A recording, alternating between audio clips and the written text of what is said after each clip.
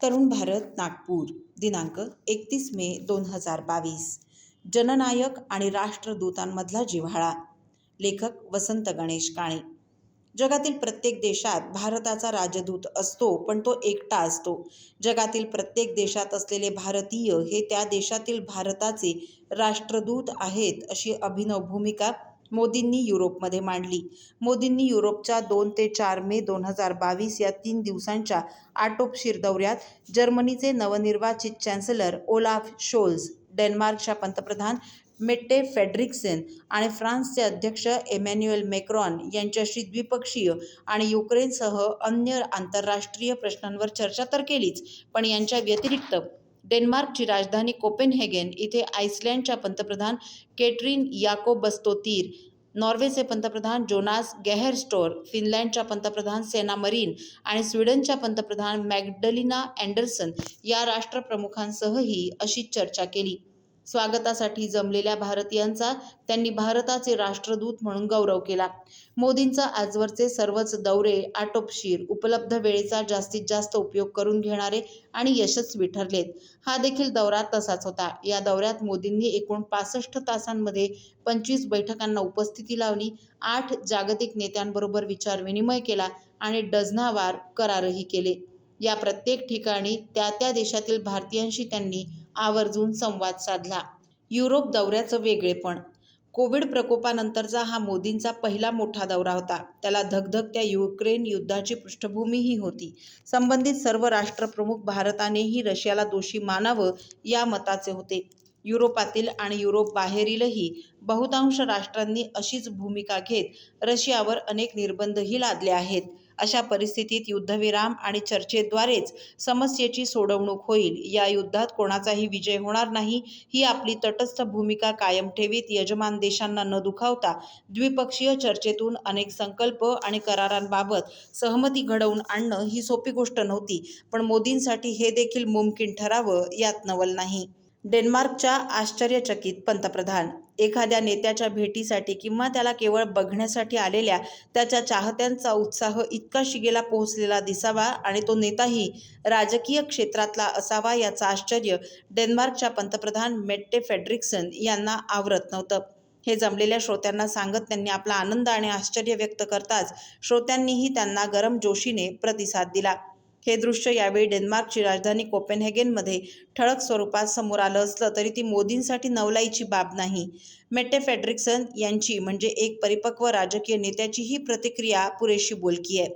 जिथे जिथे गेले तिथे तिथे मोदी मोदी असा जय जयकार. मोदी सोमवारी मेच्या 2 तारखेला बर्लिन विमानतळावर उतरले. युरोपच्या 3 दिवसांच्या भेटीचा हा पहिला थांबा होता. विमानतळावर उतरताच मोदी प्रथम जर्मनीतील ठिकठिकाणांहून आलेल्या आणि कडाक्याच्या थंडीतही पहाटेपासून विमानतळावर वाट पाहत असलेल्या भारतीय लोकांच्या स्वागताला सामोरे गेले. पुढे एका स्वागत समारंभात ते सहभागी झाले. यावेळी जर्मनीत भारतीयांनी संपादन केलेल्या यशाचा भारतीयांना अभिमान वाटतो, अशा शब्दात मोदींनी जर्मनीतील भारतीयांचा गौरव केला. भारताचा प्रत्येक देशात फक्त एकच राजदूत असतो, पण त्या त्या देशातील असंख्य भारतीय हे भारताचे त्या देशातले राष्ट्रदूत आहेत, ही संकल्पना मोदींनी या दौऱ्यात अनेकदा मांडलेली आढळते.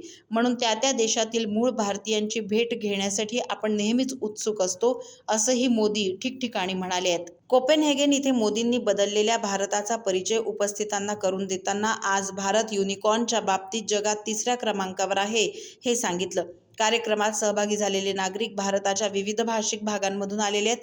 हे मोदींनी त्या नागरिकांना त्या त्या राज्याच्या भाषेत संबोधून डॅनिश पंतप्रधानांना जाणवून दिलं.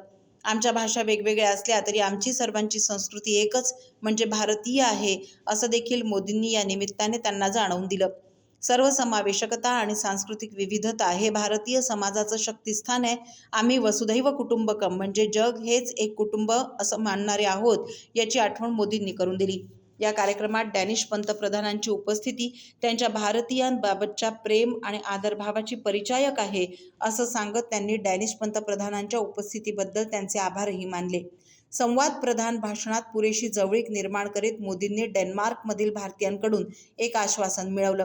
त्यानुसार आता डेन्मार्कमधला प्रत्येक भारतीय निदान 5 डॅनिश नागरिकांना भारत भेटीसाठी प्रवृत्त करणार आहे.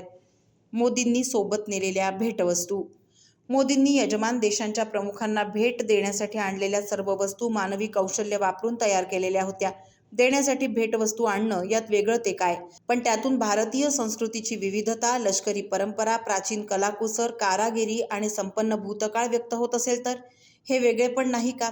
राजस्थानी कलाकुसर असलेली ढाल, छत्तीसगडची 4000 वर्षांपूर्वी मेणाचा साचा वापरून तयार केलेली डोका बोट, चांदीची मीनाकारी केलेला पक्षी, पितळी तारांनी गुंफलेला राजस्थानी जीवनवृक्ष म्हणजे ट्री ऑफ लाईफ, रोगन पेंटिंग, उबदार आणि नाजूक तंतूंनी विणलेली पश्मिना शॉल, मथुरेचं सांजी पेंटिंग अशा काही भेटवस्तू वेगळेपण लक्षात यावं म्हणून उदाहरणादाखल सांगता येतील. क्वाड्रिलॅटरल सिक्युरिटी डायलॉग म्हणजे क्वाड शिखर परिषद. 22 मे 2022ला रविवारी सायंकाळी मोदींनी जपानसाठी प्रस्थान ठेवलं. तिथल्या 40 तासात 23 बैठका, 35 उद्योगपतींची भेट, या व्यतिरिक्त क्वाड संमेलनात सहभाग असा भरगच्च कार्यक्रम पार पाडावा मोदींनीच. 24 तारखेच्या या शिखर परिषदेत क्वाडचे सर्वात ज्येष्ठ सदस्य नरेंद्र मोदी यांच्यासह अमेरिकेचे अध्यक्ष जो बायडेन, यजमान जपानचे पंतप्रधान फुमियो किशिदा आणि ऑस्ट्रेलियाचे नवनिर्वाचित पंतप्रधान अँथनी अल्बानीस हे देखील सहभागी झाले. जपानमधील मुक्कामात मोदी यांनी जपानमधील उद्योग सम्राटांशी संवाद साधला. तसंच जपानमधील विविध क्षेत्रातील काही प्रमुख नेत्यांशी चर्चा देखील केली, ती वेगळीच. यासोबतच जपानमधील भारतीय नागरिकांनी आयोजित केलेल्या कार्यक्रमात सहभागी होण्यासाठी त्यांनी वेळ काढला नसता तरच नवल. पंतप्रधानांचं जंगी स्वागत. मोदींचं टोकियो विमानतळावर आगमन होताच त्यांच्या स्वागतासाठी तिथे उपस्थित असलेल्या भारतीयांनी जय श्रीराम आणि मोदी मोदी अशा घोषणा देत परिसर दणाणून सोडला. नंतर मोदी टोकियोमधील हॉटेल न्यू ओटानीमध्ये मुक्कामाला गेले. युरोप आणि जपान भेटीत एक प्रमुख फरक लक्षात आला, तो असा की जपानमध्ये मोदींच्या स्वागतासाठी हॉटेल बाहेर भारतीयांसोबतच जपानी नागरिकांनी देखील मोठ्या संख्येत एकच गर्दी केली होती. जंगी स्वागताने भारावून गेलेल्या मोदींनी हॉटेल बाहेर उभ्या असलेल्या मुलांशी गप्पा गोष्टी केल्या. यावेळी 5व्या वर्गात शिकत असलेल्या एका जपानी मुलाने म्हणजे रित्सुकी कोबायाशी याने मोदींशी हिंदीत बोलायला सुरुवात केली. त्याचं हिंदी भाषेवर असलेलं प्रभुत्व पाहून मोदींना अतिशय आश्चर्य वाटलं.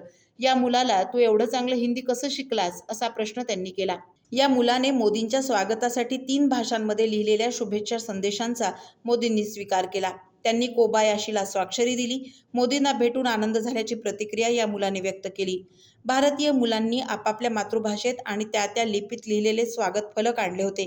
त्या सर्वांवर मोदींनी आपली स्वाक्षरी दिली. असे प्रसंग त्या मुलांच्या विस्मृतीत कधीतरी जातील का? मोदींबद्दल असं म्हणतात की मोदी वेगळं असं काहीच करत नाही, पण ते करण्याची त्यांची पद्धत तेवढी वेगळी असते. मोदी टच म्हणतात तो हाच. पुन्हा पुन्हा मोदींचा जय जयकार. जपानी आणि जपानमध्ये स्थायिक असलेल्या भारतीय नागरिकांनी मोदींचं भव्य स्वागत केलं.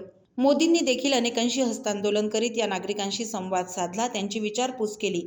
यावेळी मोदींच्या जय जयकाराने सगळा परिसर दुमदुमून गेला.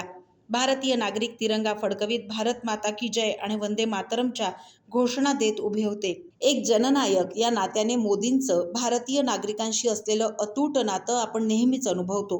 परदेशातील भारतीयांना राष्ट्रदूत असं संबोधून त्यांच्याशी जिव्हाळ्याचे संबंध प्रस्थापित करणारा हा नेता यासम हाच असं म्हणण्याचा मोह आवरत नाही.